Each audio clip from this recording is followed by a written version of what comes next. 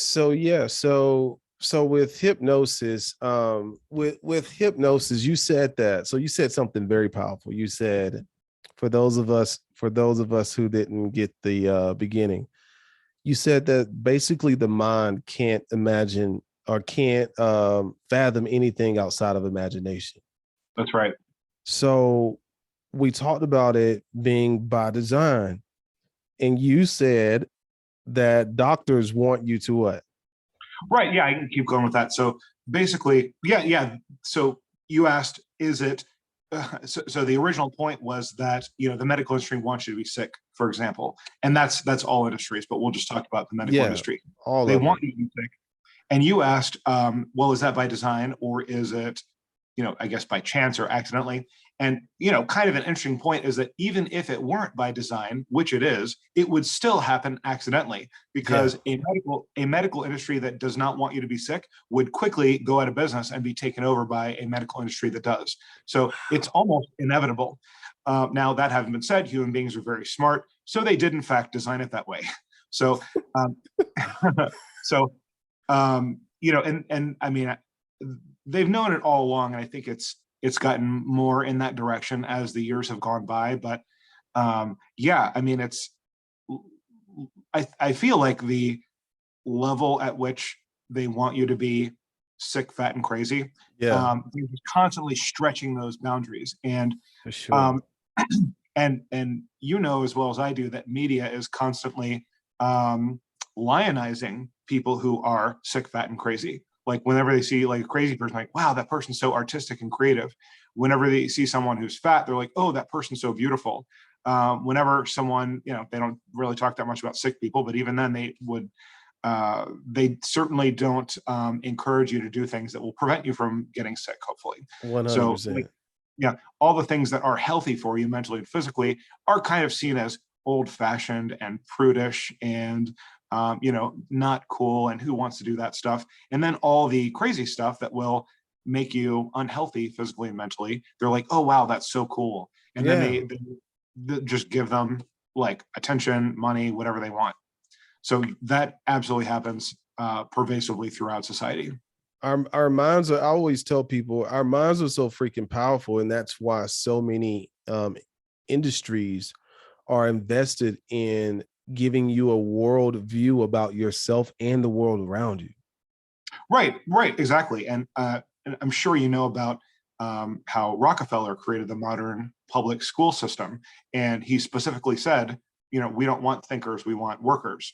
So, and Exactly. yeah, and so they built a system that was specifically designed to make everyone sit in quiet rows for a long period of time, get used to failure, and respect any authority figure that walks in the room, even if you've never seen them before. And uh, you know, uh, have one particular message, which of course was written by the people that created the public school system. Yeah. And yeah, and it's kind of funny because in a sense we do need more workers than thinkers. Like in a Yeah. sense, that's true. However, the problem is, or the injustice is that they're conditioning people to all be workers regardless of their actual potential. 100%. Yeah. 100%. Which is why one reason I'm so much of a proponent of the internet, because it saved my life. Because before the internet, before I knew that I could use the internet in a way that I'm doing today, I was probably just going to be a factory worker, which is nothing wrong with being a Mhm. factory worker, of course, but my mind would not allow that to become my destiny. And I started using the internet to get my message out there and to build companies online, of course. But I just imagine, like, what if I never would have had that thought? And I dropped out in the ninth grade, and I credit a lot of my thinking capacity to that fact. I always joke by saying the institution didn't finish the job when they started programming me. Right. And Yeah. I think that gives me an advantage in many scenarios. So with you, you're talking about programming your mind. You're talking about using hypnosis. Are we all hypnotized right now to some degree? Yes. I'm not sure if it's exactly the way you're thinking, but what I would say is that you're not in or out of hypnosis. You're always between 1 and 99% in hypnosis. So Mm, absolutely, yes, you are in some level of hypnosis now. Now, that having been said, there is it would be meaningful to say that you can go into hypnosis in the sense that you can go into a level that has a depth where different mental mechanics are at place. So, for gotcha. example, right now, our conscious minds, our critical reasoning is substantially awake. However, with hypnosis, you can actually put that conscious mind more to sleep so that suggestions can go more easily into the unconscious mind. Now, we don't want Mm, that to always be the case because we don't want the outside world programming us. We want to be able to have that conscious critical defense against ideas the outside world is giving us. But if you have a hypnotherapist or yourself that you trust that can give you suggestions, then it can be extremely valuable to go into hypnosis, allow that conscious mind to go down, and then let suggestions go in. So, for example, let's just say that I know one thing, but I imagine something else, and that's creating a problem. So, for example, let's just say that I have the idea, I imagine that the only way that I can relax or handle stress is by drinking alcohol. okay. So now that's going to create problems because every time I have stress, my brain's going to be like, oh, remember you said that the only way you can handle it is alcohol. So here's some compulsion to drink, Whoa. right? And so it's useful to be able to step in and say, okay, I need to reprogram that a little bit. Alcohol isn't necessarily bad per se, but it can certainly be abused. And if it's used for something that it's not useful for, and then you rely on it or imagine that you rely on it, then Whoa. you're going to overuse it, right? So it would be useful to say, okay, let me just drop that. It's kind of like, you know how like if you're using like a software, you can't directly reprogram the software unless you have like the program or the key or whatever to get into the program. That's kind of Yeah. what hypnosis is. So it allows you to kind of get into the unconscious mind and say, okay, so let's just say I've identified for my client or myself or whatever that the problem they're encountering is they're in the habit of imagining that whenever they are stressed or have some kind of fear or something like that, they imagine the only way to resolve that is with alcohol. So it would be useful to put the conscious mind to sleep and say, hey, you know what? Also, you know what you really love doing? You love writing poetry. And like, let's just say, I mean, that's really true, Mm, writing poetry and stuff like that. In fact, why don't we connect stress with writing poetry? And then suddenly that's the whoa. thing. Right. Here, let me give you here. I think you'll like this fun thought experiment. So imagine for a moment that you're in a comfortable room and in front of you, there's a semicircular table. So it's kind of like it's everything on the table is within arm's reach, Okay. semicircular table right in front of you. Now, on this table are all the things that you normally mentally reach for whenever you have a need. So Mm, your phone might be on there, food might be on there, and then there might be some things on there that you don't necessarily want on that table or not necessarily serving you. Now there's a second table that is outside of your reach. You could reach all the way over and grab something, but it's not really within your reach. And those are kind of your sometimes things. Those are things that you do sometimes, but you don't immediately reach for. And then there's a third table way out there that has a bunch of things that you've thought about, but you don't perceive that you no. could reach for. And they could be good Mm, or bad things. It could be like, oh, well, I'd love to learn guitar, but it's all the way out on that third table. There's no way I could get that. So that arrangement is essentially accidental. You kind of collect that arrangement as you grow up. And now here's the thing. You have the ability to rearrange those tables in any way that you want. You can do that purposefully wow. with your imagination, and your brain will be more than happy to have those tables remain in that way. So for example, here, just to kind of do this experiment. So you've got your That's first table. powerful. Yeah. That's So powerful. yeah. So you've got this first table. Okay. Like, if you don't mind, if you could look at your personal table, just imagine what is on your personal table. You probably got some Okay. of your things on there. And I just want you to imagine, you can say it out loud or not, just something that you'd either rather have on a different table, like you don't want to reach for it automatically mentally, or something that you'd like to move to your first table, or just have appear on your first table. Let's say, hey, I'd really love to learn how to play drums. Let's just put that on the first table. So just Yeah. take a moment to arrange your table the way you want it to be. You can kind of neatly organize it if you want to, and have like one or two different things there, either Mm, something you don't want to wait. Okay, so now let's just say that it's tomorrow. So tomorrow, you're having a great day, and you're like, oh, I want something to do. And then suddenly your table appears and it's the new configuration. Your brain's totally fine with that. Your brain like just wants to serve you. It's just Wow. like it's just like the controller in the robot experiment. They want you, they know you have the information. They want you to give them instructions on what to do, and they'll be more than happy to do it. That's how your Yeah. brain. So you've got this new table. You're like, oh yeah, that's right. I decided to put drums on there. Like maybe I'll, maybe I'll learn how. Maybe I'll go on the computer and like watch some YouTube videos on how to play drums or whatever. So what is available immediately to your mind is, this is just kind of a representation of what your mind can reach for easily. And if you can imagine there were physical tables, you would probably reach for the things on the first table. Your mind Yeah. is the exact same way. Whenever you have a need, it will first reach for the things on the first table. It will only go for the second table if it cannot do the first table things for some reason. And it'll essentially never reach for the things on the third table. But Wow. you So can, you just, I started meditating at the age of 27. And before I started meditating, I partied a lot. I was smoking black and milds at the time. I'm 39 now. So it's been about 12 years. But when I started meditating, immediately I realized that I no longer had a desire to smoke and I no longer had a desire to drink or party. You just highlighted something that has been a mystery for me for 12 years. I knew meditation was the reason why I stopped doing all of that, but you just reminded me that I used to smoke and drink to relax.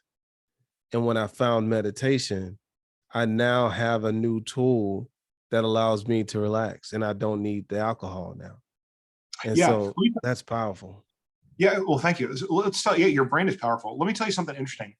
So your brain will make anything that it thinks you need seem attractive. So, for example, Mm, if you were very hungry and there was a food that you normally don't like, your brain will make that smell and taste delicious. It'll basically trick you into eating it because it knows you need to eat food. mm, People who smoke cigarettes, or anything else, anything that's so people who smoke cigarettes, let's say, they think they like the smell of cigarettes. And what yeah. happens variably, almost by magic, once we've made this disconnect where their brain understands that they don't actually need the cigarettes immediately stink to them. Mm-hmm.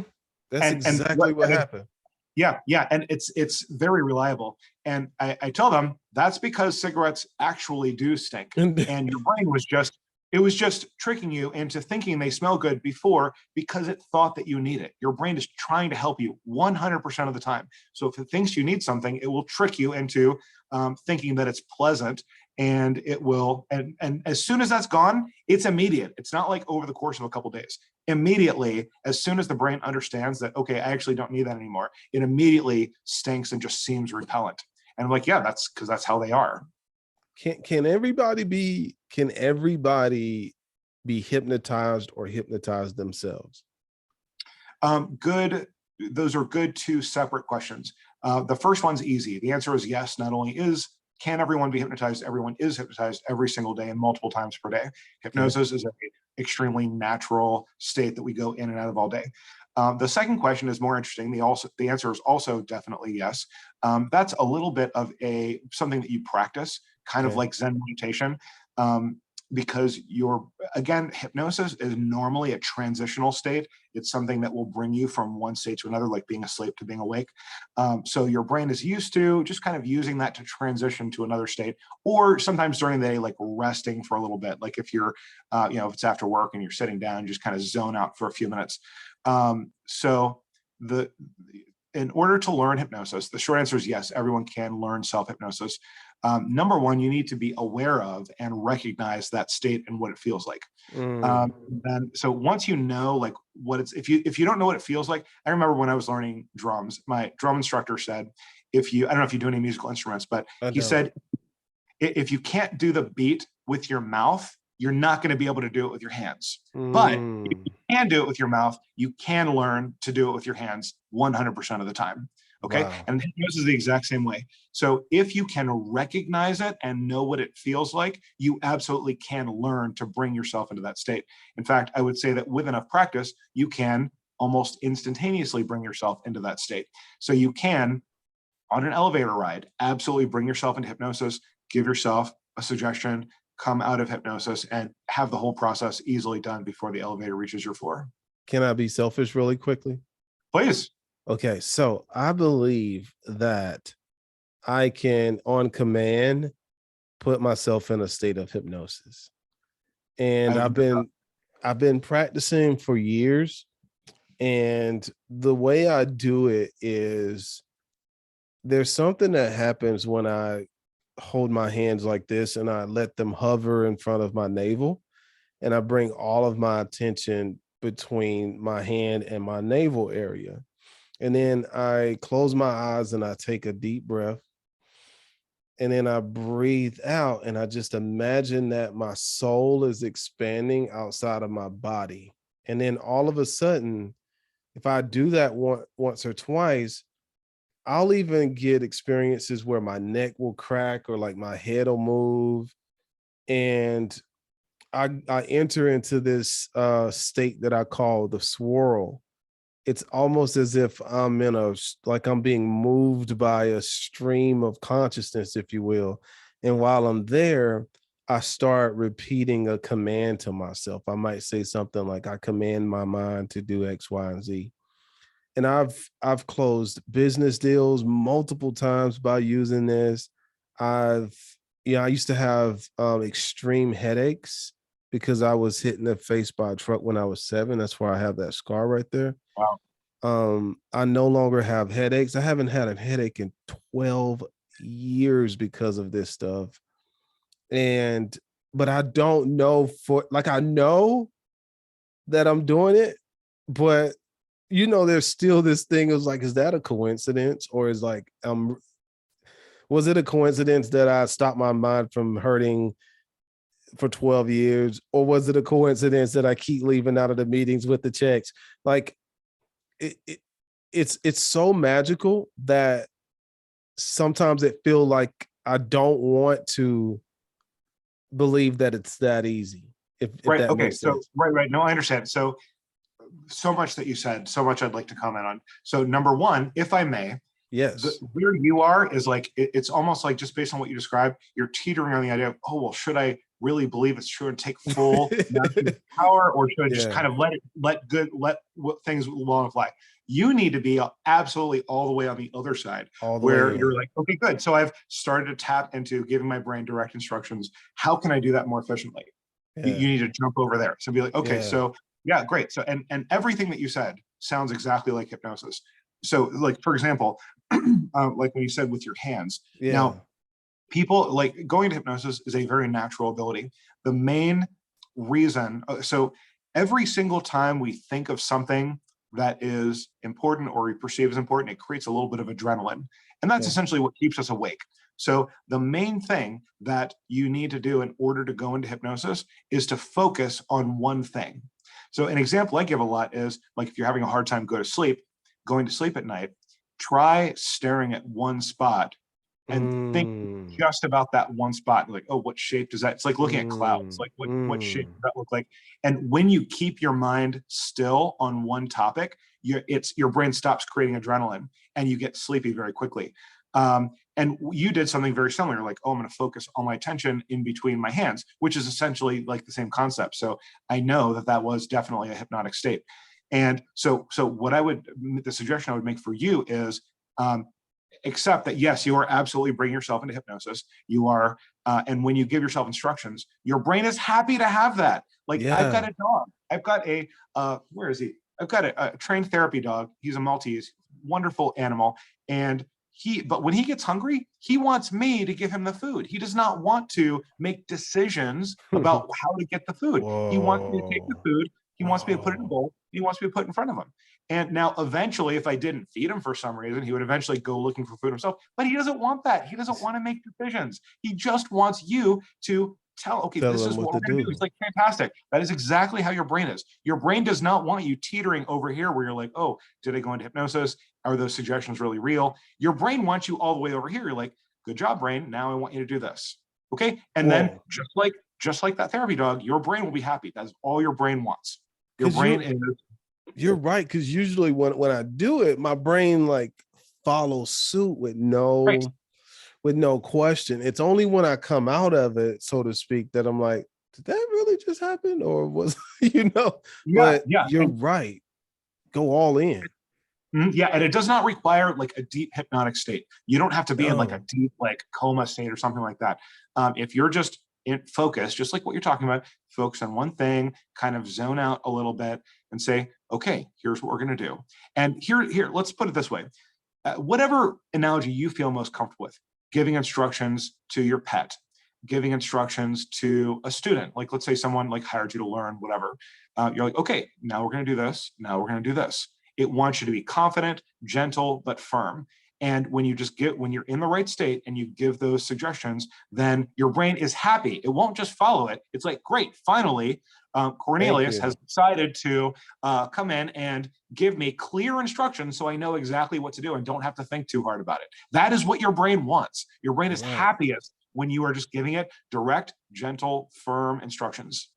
You're Run with 100. it. You're 100% right about that. Like, whoa, you just confirmed that for me. So I am no longer going to doubt that. I'm going to accept it 100% because I know it's been happening. And when I'm in it, I know that I'm in it. When I'm out of it, it's like, did I imagine that?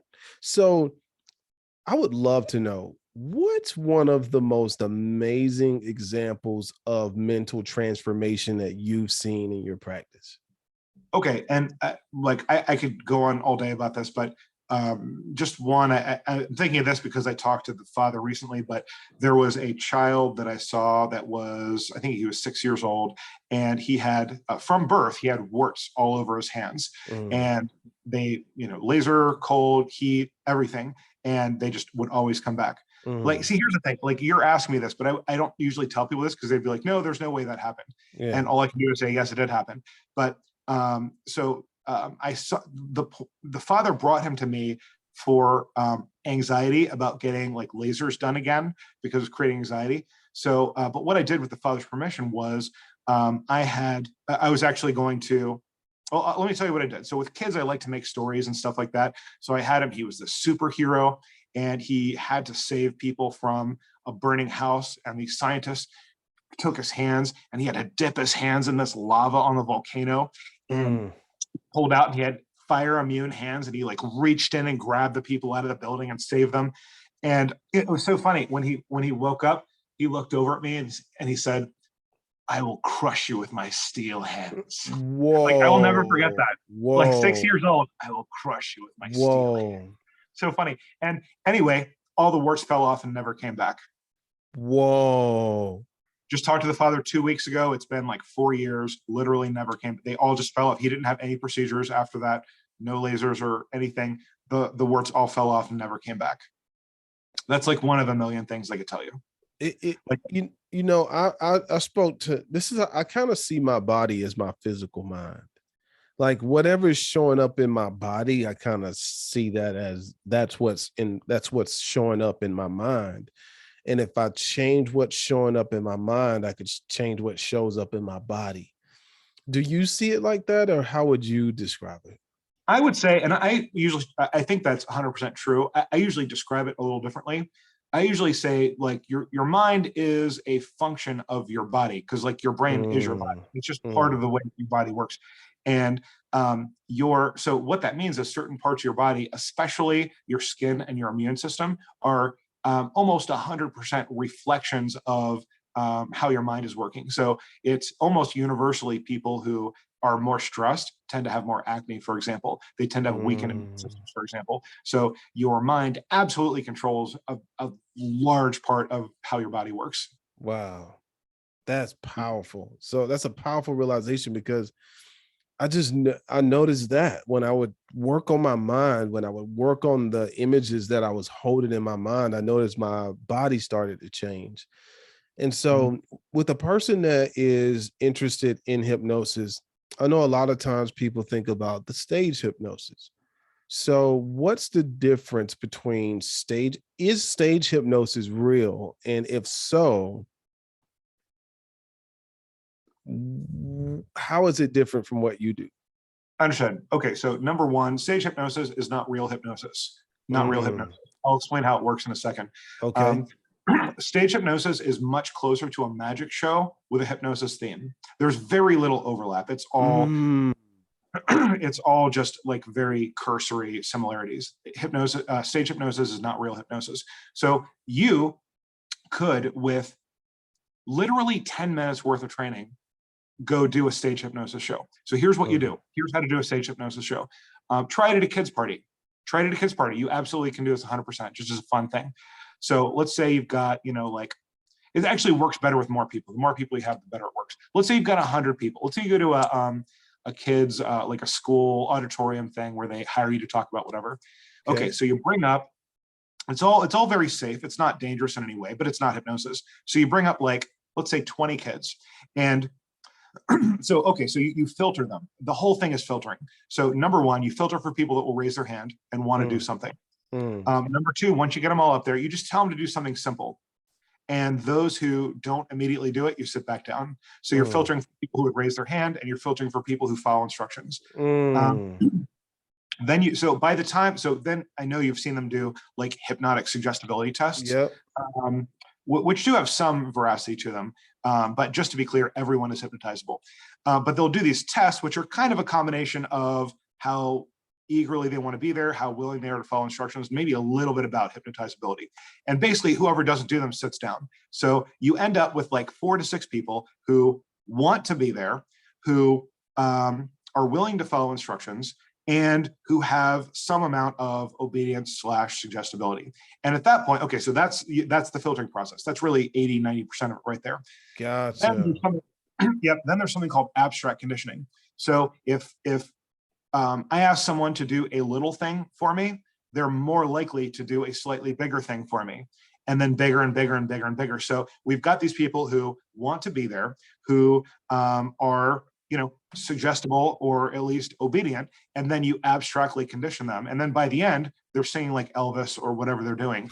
And that's all people remember. They only remember, oh yeah, John was up there and he was clucking like a chicken or whatever, and not realizing all the filtering and abstract conditioning that led up to that point. It's just group dynamics.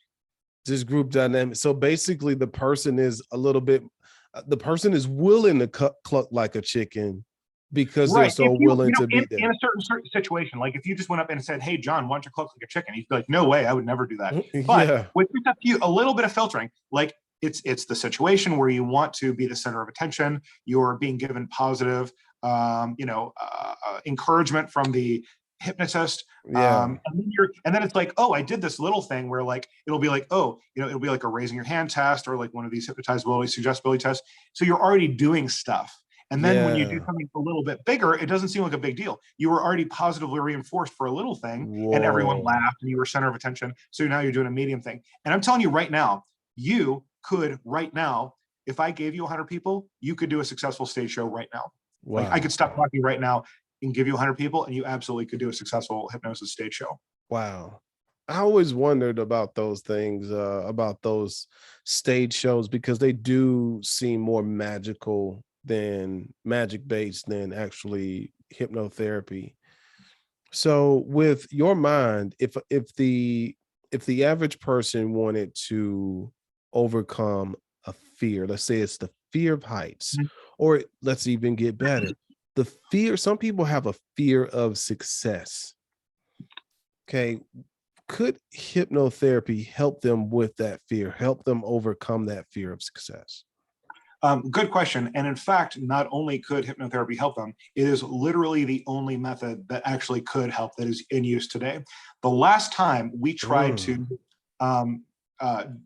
deal with phobias without pharmaceuticals was literally the 1960s. We're trying, deconditioning and things like that, which didn't really work very well. If you go to a psychiatrist right now and say you have an acute phobia, there is a 100% chance that they will, if they believe you, they will give you drugs. They will not try to do anything else. That, in my experience, that's what happens. So, which of course doesn't cure anything. Like it's just a Band-Aid. Right, it's just a Band-Aid. But hypnotherapy actually can cure it. So let me explain kind of how it works. And it's not that, just to be clear, the hypnotherapy itself does not or at least the hypnosis does not cure it. The hypnosis is an amplifier. Right. It's kind of like if you're in a lab and there's special lights that multiply learning by 10 times. That'd be pretty useful, right? That is Yeah. essentially hypnosis. So let's talk about phobias. They're probably my favorite topic, and they're one of the things that hypnosis works the best on. So now, again, so before we talked about like someone who's afraid of dogs. If someone, and let's use another example, and we'll get to fear of success in a second. Okay. So let's just say someone's like afraid of heights. So if like, let's just say that you were blindfolded and Okay. marched to somewhere, and then you open your eyes and you're like at the top of a tall building on like a plank, and it's a wobbly plank, and there's wind, and someone looks like they're about to push you. Well, I'd be afraid too. That doesn't Yeah. necessarily mean I have a pathological fear of heights. That's That's just a right. natural fear. Now, Yeah. here's the thing. Your brain only knows what you imagine. So if you are in an elevator and you make that kind of presentation to your unconscious mind, then of course your unconscious mind is going to produce fear. You are creating fear-producing imagery, and your brain is correctly responding by producing fear. That's your brain's job. Your brain is supposed to do that. So if you have a fear of heights or fear of success or fear of anything, that does not mean that your brain, there's something wrong with you. That means your brain is working perfectly based on the instructions that you're giving yourself. So directly, okay, yeah. So what would we do? The main thing when dealing with a fear is we try to like normalize the style of thinking. So let's go back to dogs for a second. So, you know, you and I are not afraid of dogs. Most people aren't. So when you or I think about dogs, if I say, oh, hey, I've got a Maltese, you would think, oh, that's cute. And then you might imagine petting it or giving it a treat or whatever. As opposed to someone who's afraid of dogs who might imagine it running up and biting them or something like that, which is kind of scary, right? So if what you are used to thinking will define your personality traits and what you're afraid of or what your confidence is. Whoa. So yeah, so all you have to do is ask someone. So if someone's like afraid of success, and you know, of course, they're not always conscious of that. Like maybe they sabotage themselves accidentally when they're about to be successful, or they're like, oh no, I could never go to that meeting or something like that when there's a possibility of success. So you have to sit that person down and ask them, okay, so when you imagine doing it, like let's say tomorrow, let's just say that the person had, you know, like an opportunity and they got really anxious and canceled out last time. Say, okay, so that's okay. Let's just sit down and talk about that. So when you imagine doing that, what did you imagine happening? And here, I'll just cut to the chase. There's only 3 ways to think about that kind of experience. 2 of them create anxiety. 1 of them creates confidence. So if you are like talking to someone, for example, if you think about yourself and how you look and sound, it's going to create anxiety. If you think about the other person and what the other person thinks about you, it's going to create anxiety. Literally, the only thing that you can think about that produces confidence is your topic. Okay, let me tell you, are you familiar with the story of how the marathon originated? I am not. Okay, so this is, we're not sure if this is historically true and accounts differ, but I'm just going to give you the version that I'm familiar with. So they were losing a battle. They were attacked. And I believe this was Athens. And they needed these horses that were on the way. It was like 250 horses.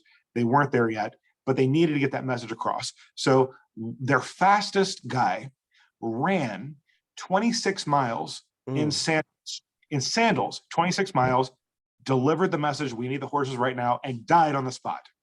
Now, when that person showed up, do you think he cared what he looked like? No. Of course not. Do you think he even cared about the people he was talking to? Of course not. There was only one thing that was important, that was delivering his message. He was he was empowered like to the death of just this concept that the message is the only thing that's important. When you embrace that your message is the most important thing, the only thing that matters, you will be filled with power and confidence. Okay. And that is the opposite of fear of success. Dude, you just gave me chill bumps, because even with my TikTok content, that's what I've put at the forefront of everything. Like, you know, some of the things I say, I get criticized for it, but it doesn't matter, because the message is the most important thing for me. It's given me a whole new breath of fresh air when it comes to speaking what I believe to be my truth and sharing it with the world. So yeah, I believe that 100%. Yeah, and I Wow. mean, really, yeah, like later on, like I'm not going to be here, and the people I'm talking to are not going to be here. The only thing that has a chance of being immortal is the message. Is the So, message. yeah, deliver that, because we're just little tiny pawns, like hopefully building on each other to the point where our children and our children's children can have these concepts, and like there's a hope that they can actually understand how the mind works. So they don't have to be afraid of Man. dogs. They don't have to be afraid of public speaking. They don't have to be afraid of success. Hopefully then those ideas will still be passed on and build up upon themselves and evolve to the point where they can know from a young age that it's okay to be successful. It's okay to do everything you want to do in life and reach for your dreams. To think outside the box, so to speak, to be who you truly are rather than being who you think the world wants you to be. Like Yeah. those things are very, very, very important. And you just highlighted that for me, because I have a mastermind group, and I did a mastermind group one night, and I called it speaking in your real voice. And ever since that night, I encouraged my students to be who they truly are, like be who you are in public behind closed doors. Speak your truth, share your opinion on things, even if it's controversial. And I vowed to do the same thing. And ever since I've done that, man, just the weight of the world seems to have lifted off of me, because I feel like I'm being true to who I truly am inside. So I love that, making the message more important than me. Oh my Yeah, God. authenticity. That's Yeah. that's that's powerful. Right. Yeah. Like when I go in, like if I'm talking to someone, like I don't care about me. I just want to make sure that I'm getting across whatever value I have. I just want to make sure you have it. If you have it, I can go, and then I'll be happy with that. When did you get into hypnotherapy? When did you first I become actually curious? Well, my mother was head of cytology at Portsmouth Naval Hospital, and she has always been into like alternative therapy. And when I was 13 years old, I found a book by Leslie Lacron called, I believe it was called Self Hypnotism, and she Mm, in her library she had it like a giant library of all kinds of stuff. And so I read it, and I would actually practice on my friends. I remember being that age, and I would practice on my friends from school. So and like it's been ever since then. Like it's never wow. not been my life since that point. Yeah. Man, that's phenomenal. I can tell you're passionate about it, and I love that you're so honest about the fact that society has done a good number on a lot of us. And although that's the case, it's our job to undo that, to understand that we have powerful minds, right? Right. And you remember for A Bug's Life, the movie, and it Yeah. was like the big bad bugs were like, if those guys ever realize that they outnumber us 100 to 1, our way of life is over. The bad guy Oh, said. So yeah, like that was like that animation was like way ahead of its time. So way and ahead of its time. yeah. So if the people ever realize that we have power over our own minds, it's like because they have to spend billions of dollars constantly bombarding us with messages to try to get through our critical defense, right? Yeah. And they our whole lives, decades and billions of dollars trying to bombard us, when in fact we can just say, oh, hey, unconscious mind, let's think about it this way. And boom, it happens. Like, but people don't do that. They don't I take know. control of that. Like a lot of that bombarding is you can't do that. You can't control yourself. You need us to tell you how to think. And unfortunately, a lot of people accept that. When in fact, all you could do is take like 2 seconds, imagine your conscious between your two hands, take a couple breaths and say, okay, this is what we're going to do. Yeah. And then you're like, great, thank you so much for the instructions. I'm going What to do it. Every time I do that, it rewards me for that decision emotionally. Like I get an emotional confirmation, like, thank you, Robbie. Okay, I'll carry out this mission now. And Um, that I think that confirmation you're talking about is just your brain being excited that it's like my dog when I give him the food or a treat. That's your brain's excitement. That's not even your excitement. That's your yeah. brain being excited that, oh, good. Cornelius is finally communicating with me in a clear way. I wish he would do this all the time. Exactly. Holy moly, this is so good, man. I really thank you. And so if someone wanted to reach out to you and message you to learn more about what you do and see how they can be helped by your services, where could they go to find you? The easiest way is claytonhypnosisclinic.com. I've got a million informational videos. I've got a free consultation that you can click on, claytonhypnosisclinic.com. Wow, man, this is, do you have books out there right now? Yeah, I mean, I wasn't gonna, promote myself, but if you did Please do. The only two problems you have and how to solve them. Okay, so let me take a screenshot of that. Hold that up. I want to, how do I do this? Oh, it's not allowing me to do it.